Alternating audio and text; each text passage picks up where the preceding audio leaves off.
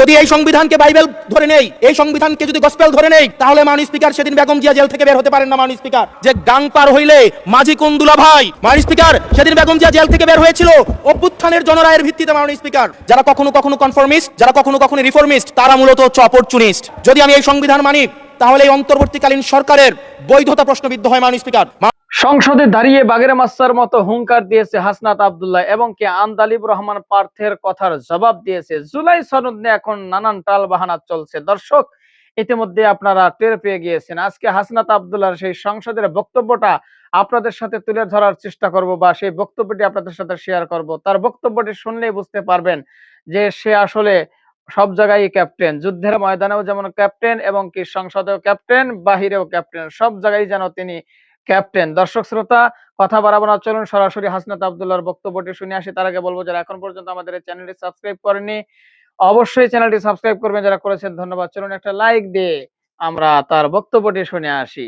যদি এই সংবিধানকে বাইবেল ধরে নেই, এই সংবিধানকে যদি গসপেল ধরে নেই, তাহলে মাননীয় স্পিকার সেদিন বেগম জিয়া জেল থেকে বের হতে পারেন না। মাননীয় স্পিকার, যে গাং পার হইলে মাঝি কুন্দুলা ভাই, মাননীয় স্পিকার সেদিন বেগম জিয়া জেল থেকে বের হয়েছিল অভ্যুত্থানের জনরায়ের ভিত্তিতে। মাননীয় স্পিকার, যারা কখনো কখনো কনফর্মিস্ট, যারা কখনো কখনো রিফর্মিস্ট, তারা মূলত হচ্ছে অপরচুনিস্ট। যদি আমি এই সংবিধান মানি, তাহলে এই অন্তর্বর্তীকালীন সরকারের বৈধতা প্রশ্নবিদ্ধ হয়। মাননীয় স্পিকার, মাননীয় স্পিকার যদি এই সংবিধানকে আমি ধারণ করতে চাই, মেনে চলতে চাই, সেদিন 64 বিধি অনুযায়ী অ্যাটর্নি জেনারেল নিয়োগ দেওয়া হয়েছিল 6 আগস্ট। বর্তমান রাষ্ট্রপতি চুপ্পু, তখন বলা হয়েছে অ্যাটর্নি জেনারেল নিয়োগ দেওয়ার ক্ষেত্রে প্রধানমন্ত্রীর সাথে আলোচনা করতে হবে।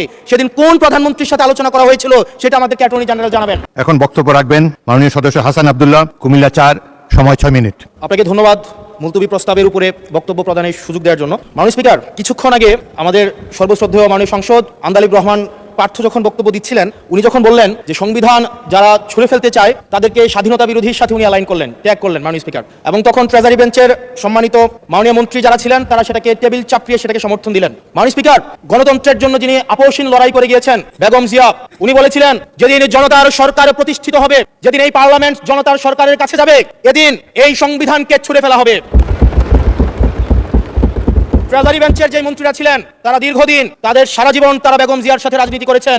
এই সংবিধান ছুঁড়ে ফেলার সাথে স্বাধীনতা যুদ্ধাপরাধীর অ্যালাইন করার যেটার হাততালি তারা দিয়েছেন, সেটির মধ্য দিয়ে বেগম জিয়াকে তারা মূলত হচ্ছে অপমান করেছেন কিনা তারা সেটা ভেবে দেখবেন। মাননীয় স্পিকার, আমি বক্তব্য দেওয়ার জন্য অনেক কিছু রেডি করে নিয়ে এসেছিলাম।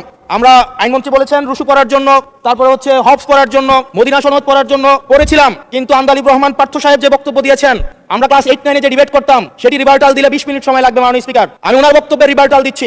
উনি বলেছেন, আমি কোট করছি, উনি বলেছেন 72-এর সংবিধানের কিছু কিছু বিষয়কে ওনারা সম্মান দিয়েছেন। তার মানে কিছু কিছু বিষয়কে ওনারা সম্মান দেয় নাই। তার মানে এই অভ্যুত্থানের পরে এই সংবিধানের কিছু অংশ ওনারা মেনেছেন, কিছু অংশ ওনারা মানেন নাই। ওনারা কেবল ওই অংশটাই মেনেছেন যে অংশটা ওনাদের পক্ষে গিয়েছে, যে অংশটা ওনাদের বিপক্ষে গিয়েছে এই অংশটা ওনারা মানেন নাই। মাননীয় স্পিকার, এই ধরনের প্রকৃতি সম্পন্ন যারা আছে বাংলাদেশের পার্লামেন্ট, যারা দেখছেন তারা সিদ্ধান্ত নেবেন। যারা কখনো কখনো কনফর্মিস্ট, যারা কখনো কখনো রিফর্মিস্ট, তারা মূলত হচ্ছে অপরচুনিস্ট। এখন আমি সংবিধানের কিছু কিছু ধারা মানবো, কিছু কিছু ধারা মানবো না। আমি কখনো কখনো সাংবিধানিক, কখনো কখনো আমি অসাংবিধানিক। মাননীয় স্পিকার, যখন ডক্ট্রিন অফ নেসেসিটির প্রশ্ন আসে, মাননীয় স্পিকার, এই এক্সিস্টিং সংবিধান অনুযায়ী যখন 7A এবং 7B বলবৎ থাকে, সেই জায়গা থেকে আইনজ্ঞ করা মাননীয় স্বরাষ্ট্রমন্ত্রী উনি থাকলে ভালো হতো। ডক্ট্রিন অফ নেসেসিটি মাননীয় স্পিকার 48-3 অনুযায়ী রাষ্ট্রপতি সুপ্রিম কোর্টের মাধ্যমে একটা এই 106-এর অ্যাডভাইজরি একটা রুল আছে মাননীয় স্পিকার। এই অ্যাডভাইজরি রুলের মাধ্যমে সংবিধানের ফান্ডামেন্টাল কোনো বিষয় কম্প্রোমাইজ করা যায় না। মাননীয় স্পিকার, যদি আমি এই সংবিধান মানি, তাহলে এই অন্তর্বর্তীকালীন সরকারের বৈধতা প্রশ্নবিদ্ধ হয়। মাননীয় স্পিকার, মাননীয় স্পিকার, যদি এই সংবিধানকে আমি ধারণ করতে চাই, মেনে চলতে চাই, সেদিন 64 বিধি অনুযায়ী অ্যাটর্নি জেনারেল নিয়োগ দেওয়া হয়েছিল 6 আগস্ট। মাননীয় স্পিকার, এই সংসদে প্রশ্ন রাখতে চাই, তৎকালীন বর্তমান রাষ্ট্রপতি চুপ্পু, তখন বলা হয়েছে অ্যাটর্নি জেনারেল নিয়োগ দেওয়ার ক্ষেত্রে প্রধানমন্ত্রীর সাথে আলোচনা করতে হবে। সেদিন কোন প্রধানমন্ত্রীর সাথে আলোচনা করা হয়েছিল সেটা আমাদেরকে অ্যাটর্নি জেনারেল জানাবেন।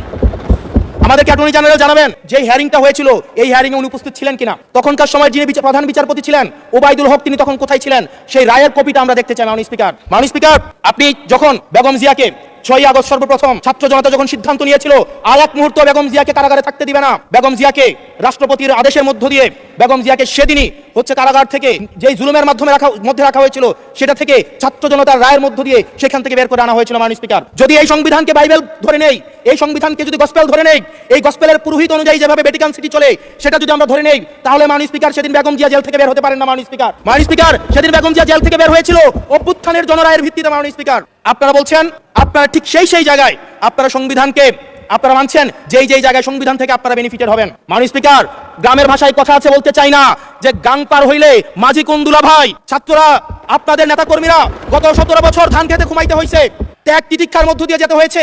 মহাসচিব কান্না করে বলেছে তাদের নেতাকর্মীরা ঢাকায় এসে রিক্সা চালিয়ে জীবন নির্বাহ করতে। এক মিনিট বলেন। মাননীয় স্পিকার, আজকে লক্ষ লক্ষ নেতাকর্মী তাদের রক্ত দিয়েছে। ফেসিবাদ বিরোধী প্রত্যেকটি রাজনৈতিক দল, কোন রাজনৈতিক দলকে বিশেষভাবে আমি আলাদা করতে চাই না, ফেসিবাদ বিরোধী প্রত্যেকটি রাজনৈতিক দলের রক্ত শ্রম ঘামের মধ্য দিয়ে এই হাসিনার পতন হয়েছে। এই হাসিনার পতনের পরে যখন জনরায় কখনো ক্যাতাবের কাছে মাথা নত করে না, এটা ভ্যাটিকান সিটি নয় যে গসপেল অনুযায়ী হচ্ছে দেশ পরিচালিত হবে। 68% জনগণ তারা সিদ্ধান্ত জানিয়ে দিয়েছে এই সংবিধানের যেই বেসিক স্ট্রাকচারাল জায়গায় কোন জায়গাগুলোতে রিফরমেশন আনতে হবে। মাননীয় স্পিকার, আন্দালিব রহমান পার্থ সাহেব বলেছেন যে অর্ডারে নাকি হচ্ছে সংবিধান সংস্কার পরিষদের গঠনটা নাই। উনি যদি একটু পরিশ্রম করতেন, জাস্ট একটা পাতা উল্টাইতেন, একটা পাতা পরেই বলা হয়েছে সংবিধান সংস্কার পরিষদ গঠন যদি হেজযুক্ত। ধন্যবাদ। হাসনাত আব্দুল্লাহর বক্তব্যটি আপনারা শুনলেন। এবার অবশ্যই আপনাদের মূল্যবান মতামত জানাবেন যে হাসনাত আব্দুল্লাহ যে কথাগুলো বলেছে আপনাদের কাছে কেমন লেগেছে, একটু কমেন্ট বক্সে জানিয়ে দিন। হ্যাঁ, আর ভিডিওটি প্রচুর পরিমাণে শেয়ার করে দিন। আর আমাদের চ্যানেলে নতুন হলে সাবস্ক্রাইব করুন। যারা করেছেন ধন্যবাদ, ভালো থাকবেন। দেখা হবে নতুন কোনো ভিডিওতে। আজকের মতো এ পর্যন্তই। আল্লাহ হাফেজ।